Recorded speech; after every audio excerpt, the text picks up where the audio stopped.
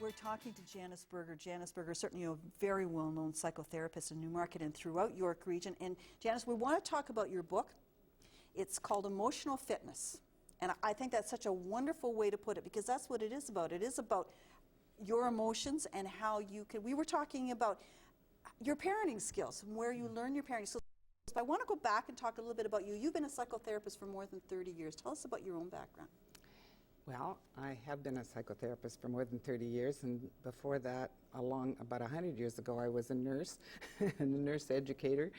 And in between, I trained with a psychiatrist in Toronto to do the kind of work that I do now, and also did a master's degree, and had 4 children. Along the way? Yeah. So. You certainly had a very, very busy life. And I want to talk specifically in this program about your book. And I thought you started the book by talking about your brother and how he was killed in a plane crash. It was so tragic. But I thought that was a very good way to start the book and illustrate what you were trying to talk about. You said, you talked about the fact that you didn't have the opportunity to grieve the loss. Yes, my second son was born the day after Ron died, and I had a 17-month-old at the time. And so, and my husband took over my brother's business as well. And so helping my parents grieve and all that went with that, a newborn and so forth, I didn't have time to grieve. But I also had a history of not being helped to grieve, because I'd had a lot of unfortunate deaths in my young life, and people just didn't know that a child needed the kind of help I did need with that.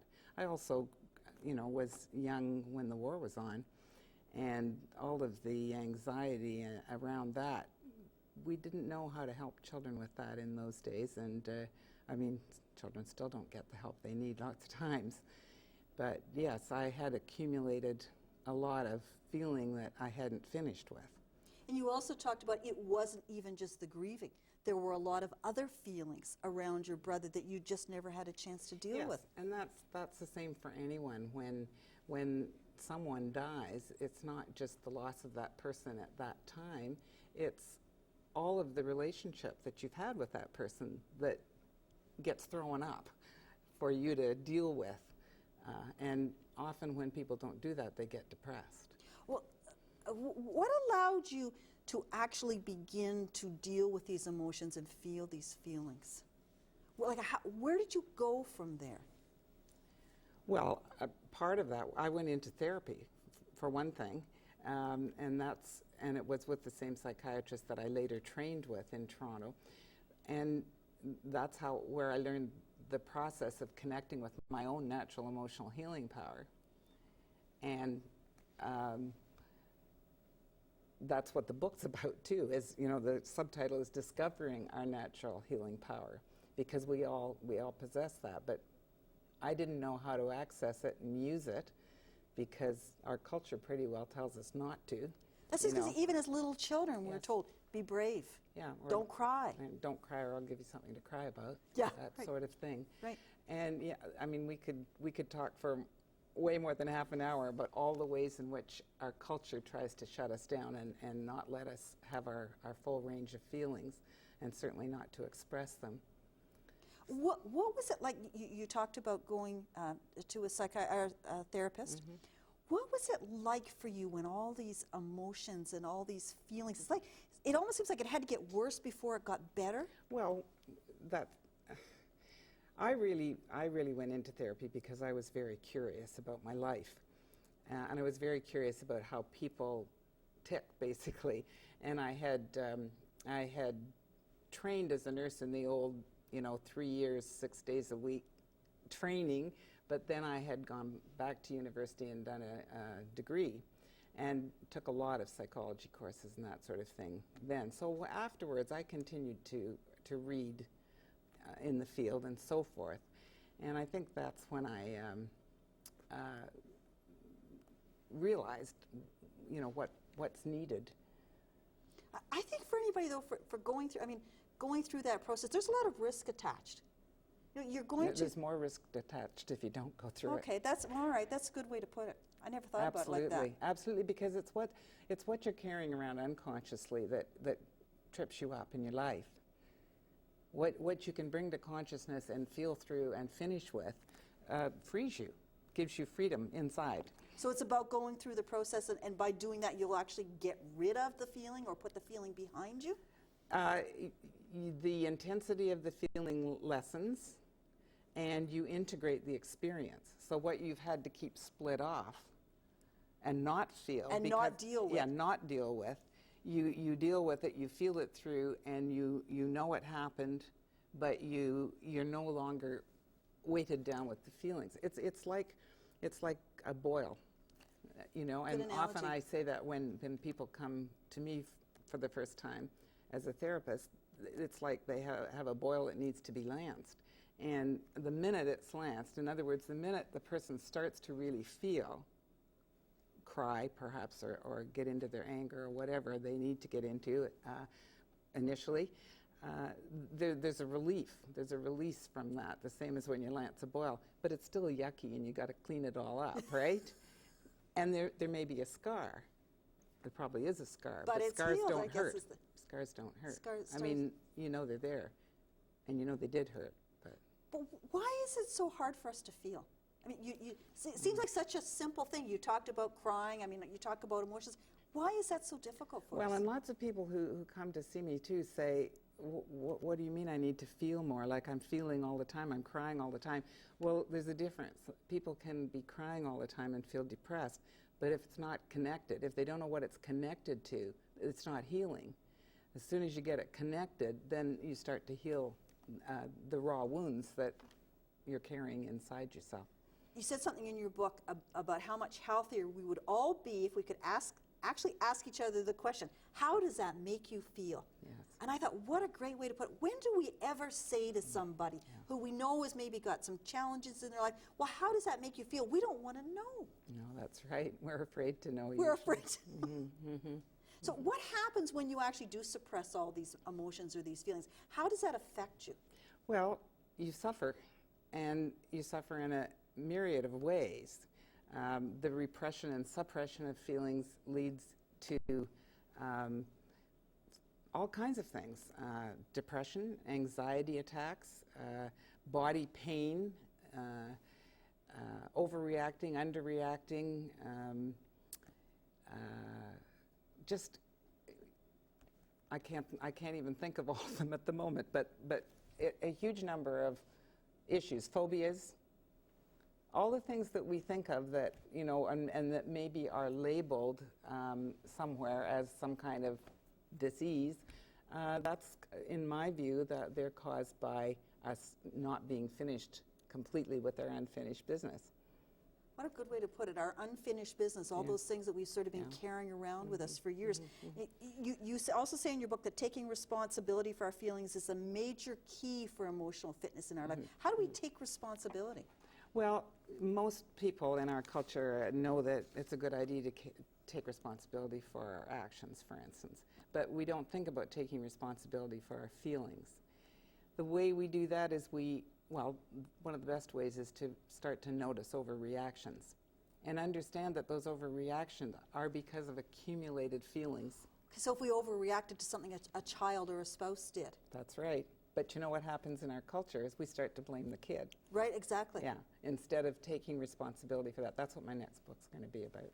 Oh, that's helping parents with their reactions. There's one chapter in this book on parent-child relations, and I've had an enormous number of people want me to expand that more, because that's one parenting book that hasn't been written. There's lots of really good parenting books out there, but there hasn't been much written about, you know, what do we do with our own reactions when we can't be the parent we want to be. Right. You know, so. You also say something in your book that to me I think is so important in a relationship, whether it's a parent-child relationship or a partner-to-partner relationship, and that is that we are responsible for our own feelings, but we're not responsible for the feelings of others. I always say to my partner when he says, you make me feel this way, I say, I can't make you feel anyway. That's right. Well, and that's pretty common, that people take responsibility for other people's feelings, and what I I'm fond of saying is that, you know, we are responsible for respecting other people and treating them decently, but we're not responsible for how they feel. And for example, I've come on this program to talk about this, and so I'm responsible for talking about emotional fitness, but I'm not responsible for how you feel about it or how your viewers feel about it, about what I'm saying. What a good example. Yeah. I like that. Now, let's talk about emotional fitness, as we're here to talk about. You say the first step is to learn and identify and acknowledge your feelings. Yes. How do you do that? Well, you pull your attention down into your body and try to get out of your head. You know, we spend a lot of time running around in our heads trying to figure things out. And so it's a matter of pulling your attention down to somewhere in your solar plexus and into your body and trying to get see how you're feeling as opposed to what you're thinking. Now that's not easy for many, many people because they haven't been allowed to do that as children. They haven't been listened to. You know, it's when we listen to people or listen to children that they're able to feel and feel that their feelings are okay. But in our culture, we feel that, you know, feelings aren't okay. I completely agree with And I don't think I answered that question about blame and responsibility well enough or completely. Because I'm thinking about road rage, for instance, is a good example of how people are triggered, and they feel perfectly okay about spewing their anger out over all the the driver that's cut them off or something. But really, if they think about it, that's a huge overreaction. So that overreaction is indicative of something else that they haven't finished with in their life. Absolutely, and that's the process. That's our natural emotional healing power, like throwing it up in our face. And what I say is if we ignore that power, we do so at our peril, because then we'll suffer all these other consequences. In this day and age, depression and anxiety, huge, right? Oh, absolutely. And overactivity, like ADD and that sort of thing. Yes. So that's what's... And we're all taking pills for it. Yes. Well, a lot of people are, yes. So that's what it means to take responsibility for your feelings. It means that you notice when you're triggered and you go, oh, gee, I wonder what that's all about for me. We've got to go to break, but we're going to talk more with Janice Berger as soon as we come back. You talked about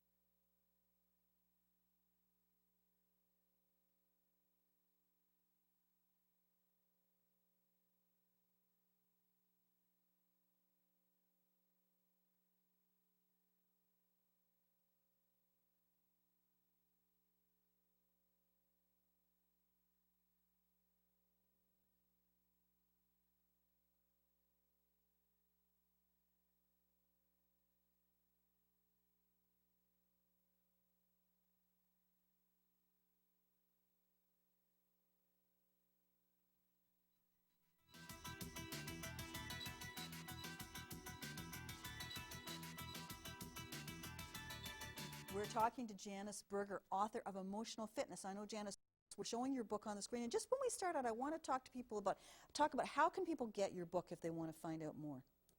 Well, they can get it at the local bookstores or on Amazon or Chapters Indigo site.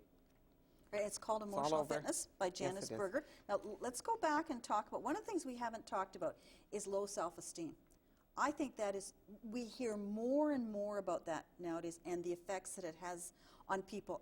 And you know, we hear things like, well, all you have to do is learn to love yourself. You have to love yourself first.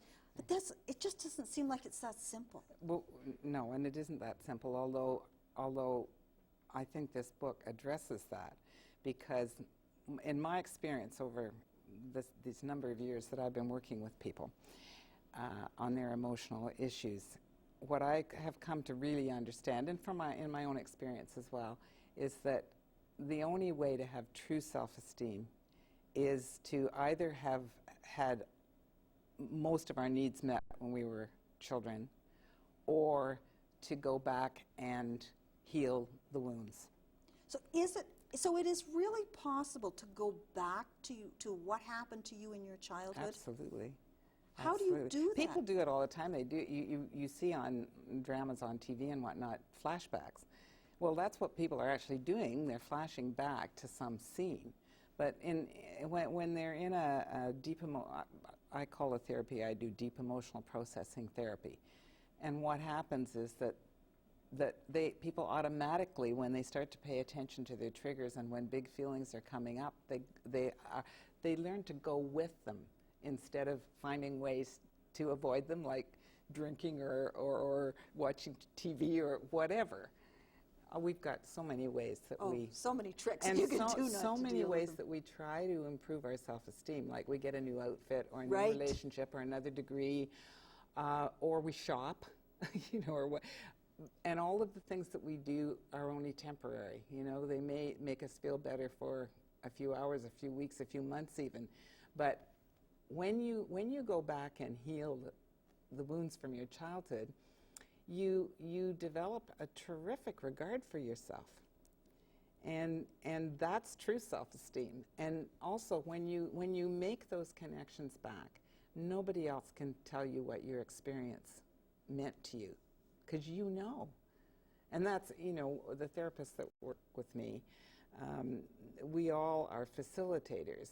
And we merely help people get in touch with their own process, and they tell us what their experience has meant to them. So how do they deal with these childhood feelings of maybe grief or loss? They spend time with them. Actually write feel about them. Yes, write about them in a journal. I mean, there's several ways. Writing letters you don't send, that's a terrific way. Don't send, that's the key point. Yeah, no, that's the key point, because if you sort of blat your anger out all over somebody that's hurt you, that you may feel better for a while, but that's not going to heal what happened. It's a solitary process to do the healing, but you might be speaking out loud to the person that hurt you, but they're not there in the room. So just verbalizing, even if it's not to the person, will help you. And you will automatically be carried back to your childhood. Now, there's all kinds of other things we help our clients do, for example, and that's all in the book. There's a whole chapter on ways to help yourself. But for example, we have our clients do a timeline from birth until now, and they write down events that were important to them, and in a column beside that they try to write how they felt at the time. It's very revealing often, and very, I mean, it's good for us to have that snapshot, but it's a terrific exercise for the client and very revealing to them, because they'll often say, I didn't realize I was so sad so much of the time, or whatever. They get in touch with that right away, and so we often go off of that for I found when I was reading your book that it made me go back and think about my childhood. Mm-hmm. And you say there were things that happened that maybe seemed inconsequential to me at the time, but what I mean, I couldn't help but read and try and take the trip back and think, wow, that really did impact me. And just sitting there thinking about it made me feel sad, and it maybe happened 30 years, 40, 50 years ago. And that's the process that people go That's the through? process. And I've had 65, 70-year-olds doing it too. Now, you know, our parents, I'm sure they didn't intend to, but they shaped our lives by their attitudes. We talked earlier about the fact that how often did your mother say to you, you know, don't cry, you know, you can't do this, you can't do that, you have to be brave. There was always expectations that you had to live up to, and you weren't allowed to feel your feelings. Those are our role models. How do we change how we role model for our children and our grandchildren? Well, we have to heal ourselves. So it keeps coming back to that. Yes, it does. And I mean, if you want it to be automatic, certainly, you know, there's lots of books to read and that sort of thing, that can help you. But if you want to heal it so that you're not unconsciously passing something on to your children that you really don't want to, then you need to do the healing. I mean, how many times have I heard clients say, I didn't want to be my mother and I'm turning into my mother. Oh, right? I agree with that. That sort of thing. So we can heal that. I mean, I think people don't understand that there is a possibility to heal. And there's an awful lot around of let's go right from this day on and let's not look at the past at all. Let's move forward, yes. Well, it's not possible. It really isn't. The past catches up with you. And people will say, you know, I had a terrific childhood, and that's fine. I will accept that and listen. But then I will ask, how were feelings dealt with in your house? And when they start thinking about that, well, my dad was angry all the time, or if I say who was allowed to be angry, for instance, but we weren't allowed to be angry or whatever. And the other question that I ask is, how carefree were you as a child? Because children need to be carefree.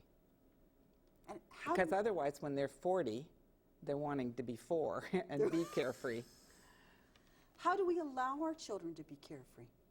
By not making demands on them that aren't appropriate, by not having expectations that have to do with our own stuff instead of their well-being.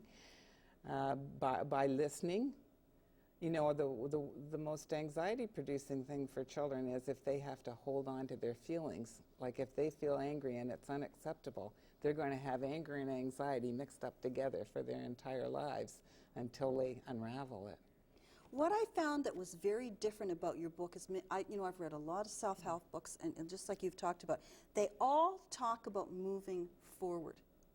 And what was for me very different about your book was it seemed to talk about going backward. Yes. And you know, the process is so different. And it all Well, it flies in the face of our conditioning. yes, right, maybe that's what it is. I mean, we're conditioned to put away our feelings and as quickly as possible. And so I'm asking people to go into their feelings, to go lie down in their bed and go into that deep sadness and cry deeply, and get that sadness connected to what it's really connected to. For instance, when people come in and they're depressed, very, very often there will have been a death in the like a parent or something that's happened a couple of years before the depression showed up. I mean, it's not always like that. Sometimes it's way further back, like father died when the person was 9 years old, or father died when the person was 6 years old, and they didn't get a chance to grieve that. And So the depression huge. comes out many The years down depression the comes road. out years later, and people beat themselves up because they're depressed, because they say, well, what have I got to be depressed about? I've got everything that I wanted, and I'm depressed. And other people are saying that to them. What's wrong Yeah, with what's you? wrong? Yeah, right. Now, if you're able to go through the process, how do you move forward? How do you continue to ensure your emotional fitness? Well, I guess what I hope that, first of all, when people are in therapy or when they read this book and they start trying to use their own process, that's what we want them to learn, is how to use that process forever. And it's about listening, being able to listen to yourself. I say, listen, be able to listen to yourself, learn that, trust yourself, instead of saying, I don't know what the right thing is to do, and looking out there. The right Trust your thing gut, is then. for you to do what's right for you, not what somebody else thinks is right. And so listen to yourself, trust yourself, and honor yourself. Amazing. I really, the book really made me think. If I could say anything, I think the book really made me question a lot of things, and it really made me think. And I sort of identified areas I want to go back and reread. Now, I know you have a seminar coming up. Let's talk a little bit about that. Yes, it's April 29th and 30th at Glenway, and it's Gabor Mate is coming to town to do this seminar with me. And a lot of people will know of Gabor. He's written 3 books. The first one was Scattered Minds, which is about ADD and ADHD. It was on the bestseller list for a long time.